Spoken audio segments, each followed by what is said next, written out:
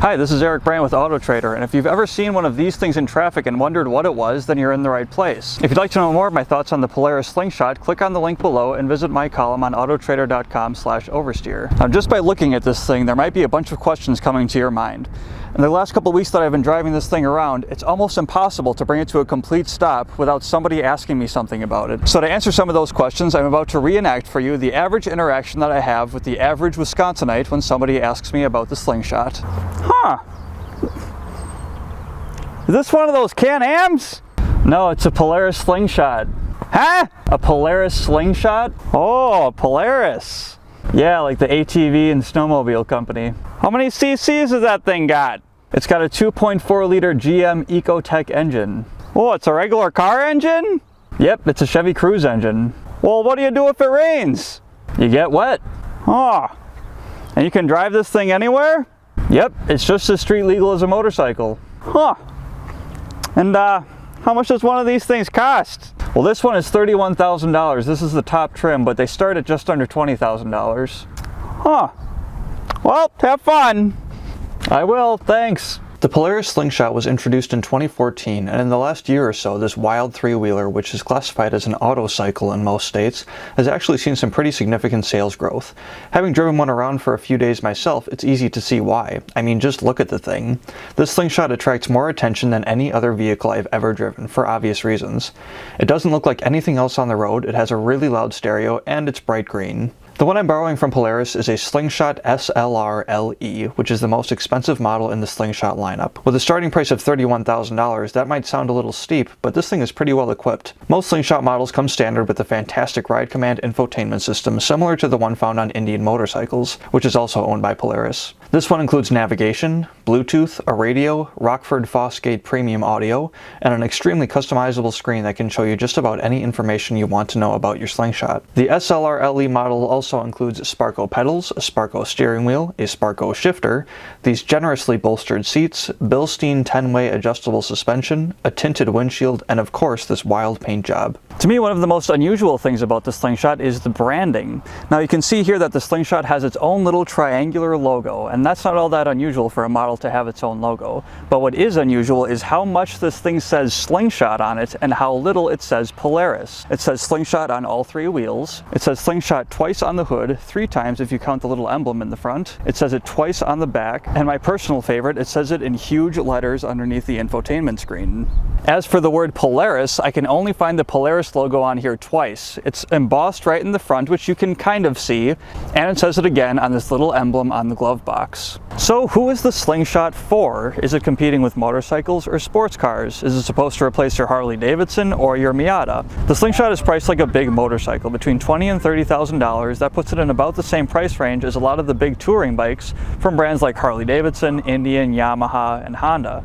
I think the Slingshot would actually be great for hardcore motorcycle commuters who insist on riding to work every day. I've tried commuting on a motorcycle myself, and frankly, it's kind of a pain putting on all of the safety gear just to go to work. With the Slingshot, you don't really need to go all out with all of the gear. You don't need special pants or boots or anything like that. You can just put on a jacket, put on a helmet, maybe a pair of gloves, and you're good to go. Polaris strongly recommends that you wear a full-face DOT-approved motorcycle helmet if you're going to drive the Slingshot, which frankly I think is a good idea for comfort purposes alone.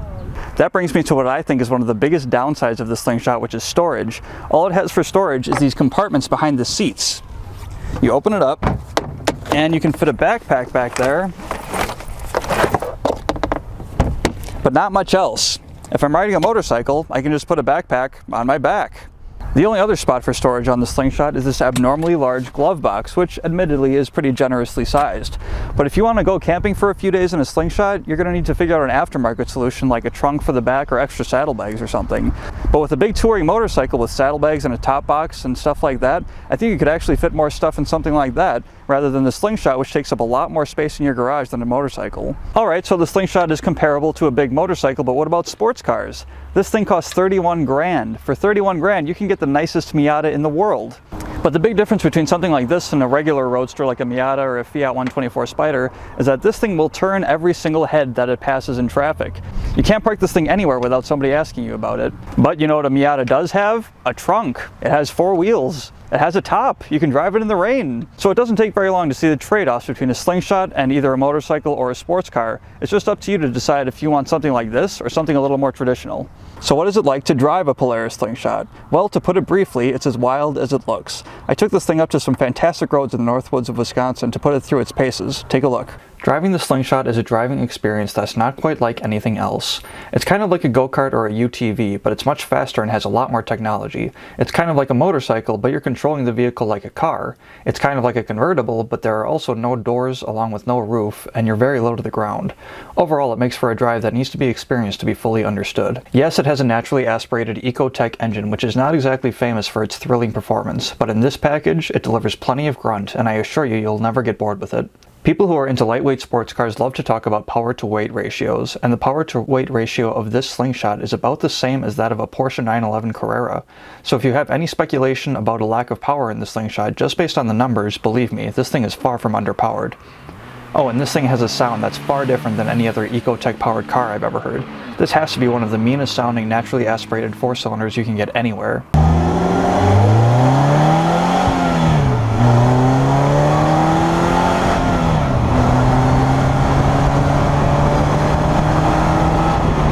Like any well-tuned exhaust, it sounds loud and rambunctious when you're driving it hard, but it's never too noisy or drony at cruising speed.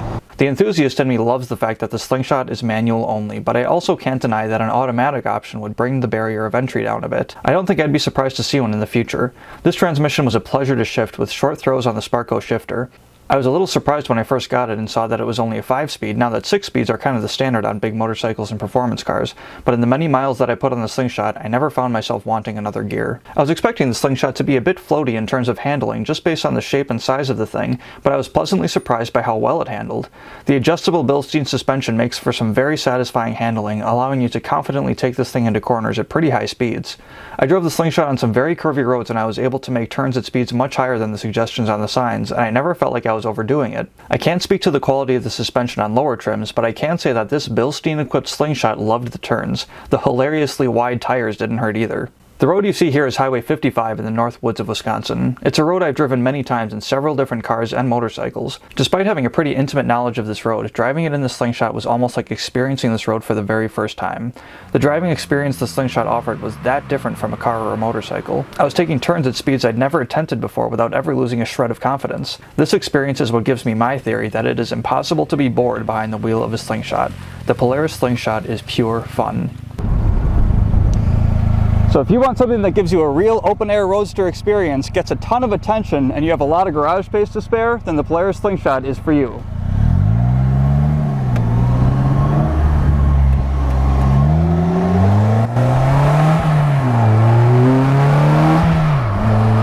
Oh, and one more thing. You know those cup holders? They're pretty good until you hit a bump at high speed.